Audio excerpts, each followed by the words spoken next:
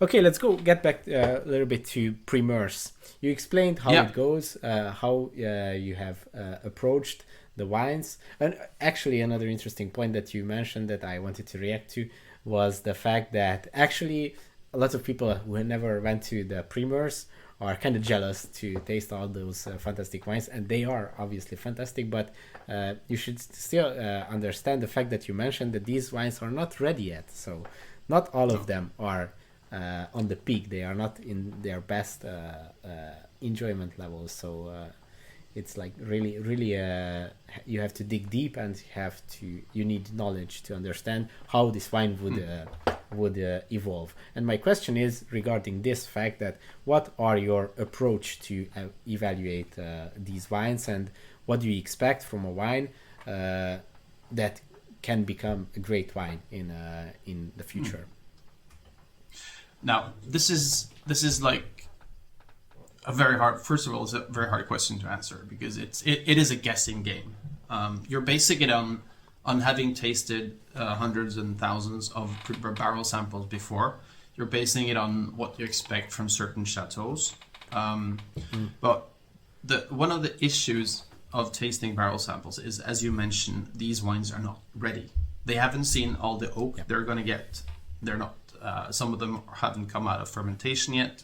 So it's pretty hard, actually, to be honest, to judge and to guess correctly. But what you're looking for is actually not that much on the nose, because the nose will develop a lot more than the palate will. You're looking for concentration of fruit. You're looking for balance. I'm not judging too hard on tannins, because the tannins will mature and soften. Of course. So if the tannins aren't green and harsh, then you're not paying that much attention to it.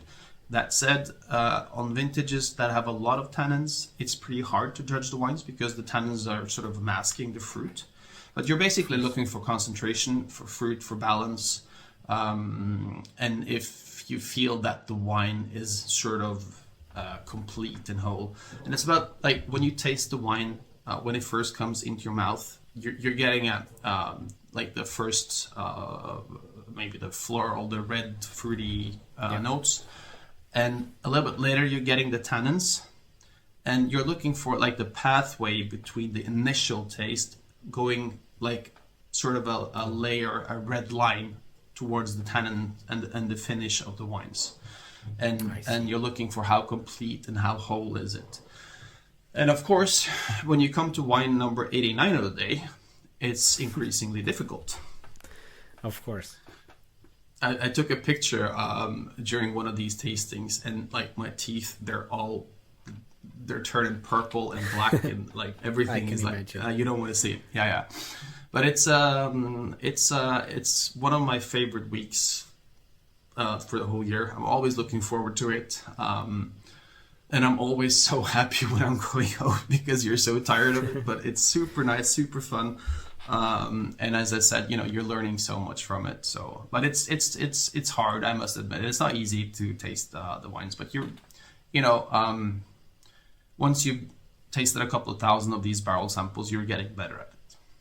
Of course, you need experience to evaluate. As you mentioned that you also have to evaluate the consistency to that specific chateau. You can only do that if you have tasted multiple vintages from the chateau. So thanks for watching this video. If you want to see the full episode, click here. Don't forget to subscribe and consider joining for exclusive content.